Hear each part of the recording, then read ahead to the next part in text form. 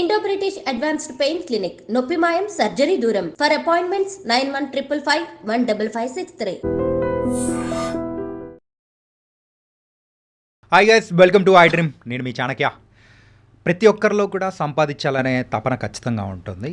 Present ఇప్పుడున్న జనరేషన్లో అయితే సంపాదించడం కోసం ఒక 2-3 డిఫరెంట్ జాబ్స్ అనేది కూడా చేసుకుంటూ ముందుకెళ్తున్నారు. కాకపోతే ఇప్పుడు అలాంటి వాళ్ళకు సంపాదించాలనే ఆలోచన ఎక్కువగా ఉన్న వాళ్ళకు ₹1,00,00,000 సంపాదించాలంటే ఏం చేయాలి అనే వాటి గురించి ఈరోజు మనతో పాటు దాని గురించి పర్ఫెక్ట్ టిప్స్ అనేది ఇవ్వడానికి కూడా QPFP క్వాలిఫైడ్ ఎక్స్పర్ట్ అయిన సాయిరామ్ గారు ఇప్పుడు మనతో పాటు ఉన్నారు.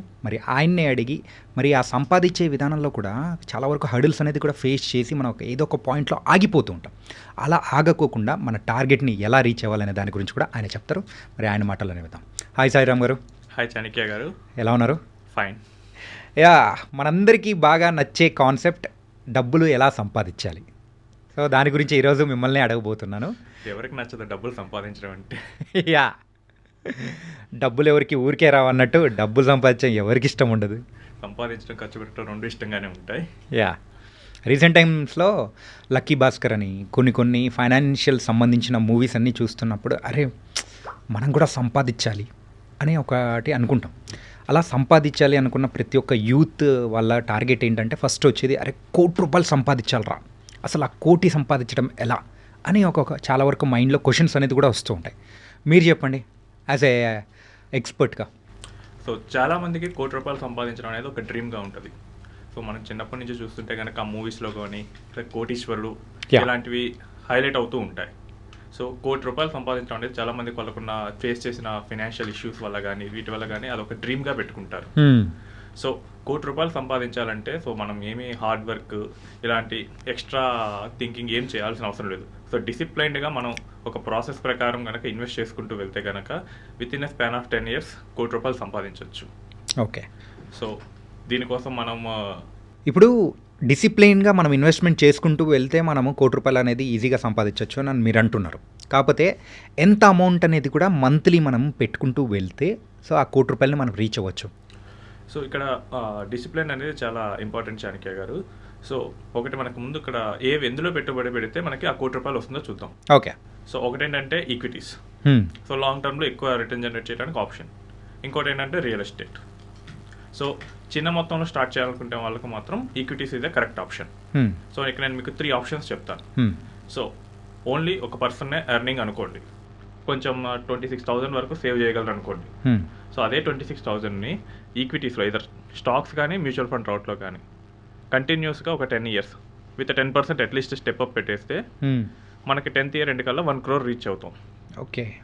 లేదు both wife and husband earning కొంచెం ఎక్స్ట్రా మిగులుతుంది. సో అప్పుడు 40K మనం అట్లీస్ట్ పర్ మంత్ ₹40,000 ఇన్వెస్ట్ చేసుకుంటూ వెళ్తే 8 yearsలోనే మనం ఈ జర్నీని కంప్లీట్ చేయొచ్చు. అంటే ఇక్కడ అమౌంట్ ఎంత సేవ్ చేస్తున్నామో దాన్ని పెరిగే కొద్దీ అక్కడ టార్గెట్ ఒక టైం అనేది కూడా తగ్గుతూ వస్తుంటుంది. అవునవును. సో అమౌంట్ కనుక మనం ఎక్కువ పెంచితే కనుక మనకు ఆ ఇయర్స్ కూడా నెంబర్ ఆఫ్ ఇయర్స్ కూడా తగ్గుతుంది. ఓకే. లేదు ఇక థర్డ్ మనకి ఇది రియల్ ఎస్టేట్లో కూడా వాడచ్చు.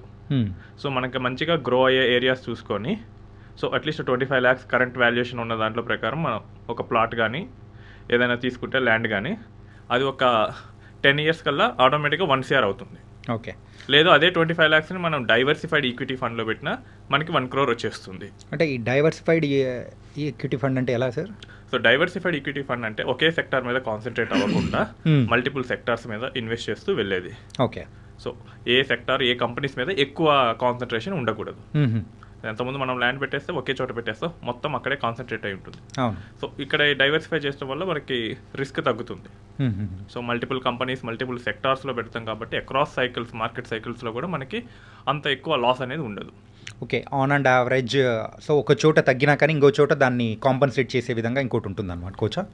అలానే. ఓకే. అండ్ ఈ 3 టైమ్స్లో అంటే మీరు చెప్పిన 3 types అనేది కూడా చూస్తే రియల్ ఎస్టేట్లో ఇన్వెస్ట్మెంట్ చేయడం అనేది it's depends on the market and timing ప్రకారం అనేది కూడా ఉంటుంది కదా. అంటే దాంట్లో చాలామంది కూడా బ్లాక్ అయిపోయిన సందర్భాలు అనేది కూడా ఉంటుంది. ఈక్విటీస్ కూడా అలానే ఉంటాయి. ఓకే. సో మనం రియల్ ఎస్టేట్లో మనం చేసేదే ఈక్విటీస్లో కూడా చేయాలి. ఓకే. సో రియల్ ఎస్టేట్లో మనం ఏం చేస్తాం, మొత్తం రీసెర్చ్ చేస్తాం, ఎక్కడ పెరుగుతుందో చూస్తాం, ఆ ల్యాండ్ టైటిల్స్ మొత్తం వెరిఫై చేసుకుంటాం. సేమ్ ఈక్విటీస్లో కూడా అదే చేయాలి సార్. ఓకే. సో సో ఎక్కడ పెరుగుతుంది, ఏ కంపెనీ పెరుగుతుంది, ఏ కంపెనీకి ఎక్కువ పొటెన్షియల్ ఉంది, నెక్స్ట్ అది పెడితే మన ఇన్వెస్ట్మెంట్ బ్లాక్ అవుతుందా లేదా, అంతా పర్ఫెక్ట్గా చూసుకోవాలి. సో బ్యాక్ ఎండ్లో జరిగే రీసెర్చ్ అనేది రెండింటికి కామనే. ఓకే. కాకపోతే మనకి ఈ రియల్ ఎస్టేట్ చిన్నప్పటి నుంచి మనం చూస్తూ ఉంటాం కాబట్టి అది మనకి ఈజీ అనిపిస్తుంది. బట్ టాస్క్ అనేది రెండింటికి ఒకటే. 26,000 మనము మంత్లీ సేవింగ్ చేసుకుంటూ వెళ్ళిపోతే 10 సంవత్సరాల్లో ₹1,00,00,000 అనేది కూడా మనం సంపాదించవచ్చు అని చెప్పేసి అని అన్నారు. చాలామంది కూడా సో వాళ్ళ కెరియర్ని ఒక 15,000 to 20,000తో అనే అమౌంట్తో స్టార్ట్ చేస్తుంటారు వాళ్ళ మంత్లీ శాలరీ. అలాంటి వాళ్ళు ఒక 10Kనే వాళ్ళు అంటే సేవ్ చేయగలుగుతారు.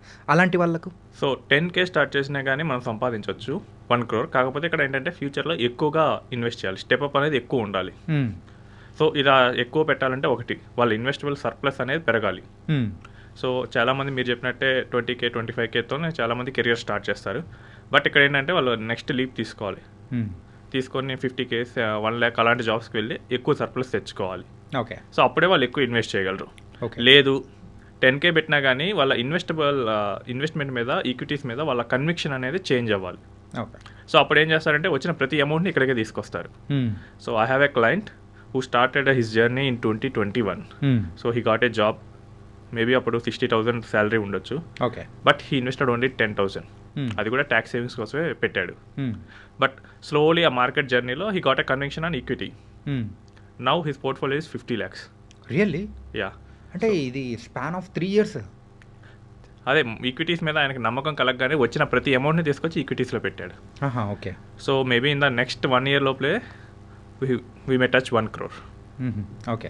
So this depends. So equity మీద కన్విక్షన్ వస్తే కనుక వచ్చిన ఎక్కడ అమౌంట్ దొరికినా కానీ తీసుకొచ్చి ఇక్కడే పెట్టేస్తాం. ఓకే.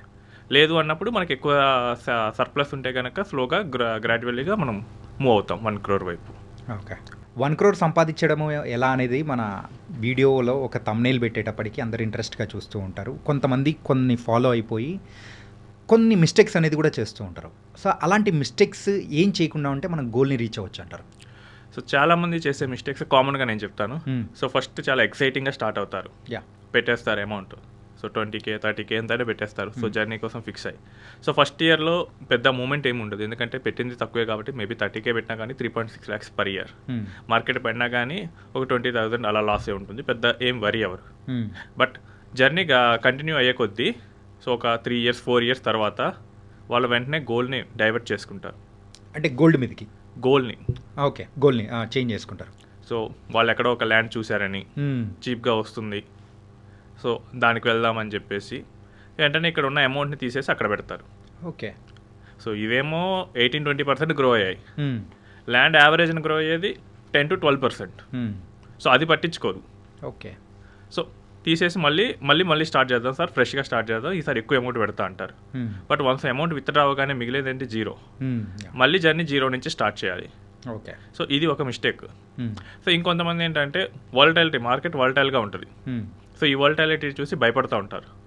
సో ఒక 10 lakhs అవ్వగానే ఒక రోజు మార్కెట్ ఒక నార్మల్గా ఒక 2% కరెక్ట్ అయింది అనుకోండి, మ్యూచువల్ ఫండ్స్ ఒక 20,000 పడింది అనుకోండి, ఓకే, లేదా స్టాక్స్ పోర్ట్ఫోలియో కానీ. సో 20,000 పడిపోయింది, మనం కరెక్ట్గానే పెడుతున్నామా లేదా? సో చాలా క్వశ్చన్స్ వేస్తారు. కానీ జనరల్గా ఏంటంటే అది మార్కెట్ పడిపోతున్నప్పుడు మనం ఎక్కువ కొనాలి. ఓకే. సో ఇది జనరల్ రూల్, పడుతున్నప్పుడు మనం ఎక్కువ కొనాలి, దాన్ని మర్చిపోతారు. ఓకే. వాళ్ళు ఏం చేస్తారంటే మార్కెట్ పీక్స్కి వెళ్ళేటప్పుడు కొందామని వస్తారు. ఓకే. సో వాళ్ళు కంప్లీట్గా రివర్స్ స్ట్రాటజీస్ ఫాలో అవుతారు. ఇలాంటిప్పుడు ఏమవుతుందంటే ఇంకో 1 year ఎక్స్ట్రా వెళ్ళాల్సి వస్తుంది. ఎప్పుడైనా మనం తక్కువలో ఉన్నప్పుడు కొనాలి, ఎక్కువలో ఉన్నప్పుడు అమ్మాలి. బట్ మన ఎమోషన్ని కనుక ఎక్కువ డామినేట్ చేస్తే కనుక రివర్స్ చేస్తాం. కన్విక్షన్ ఉన్నా కానీ రివర్స్ చేస్తాం. యూజువల్గా అయితే ఎమోషన్స్ని ఇక్కడ మాత్రం తీసుకురాకూడదు అంటారు. అంతే, ఎమోషన్స్ మనం కంట్రోల్ పెట్టుకుంటేనే మనీ మేక్ చేయగలం. ఓకే.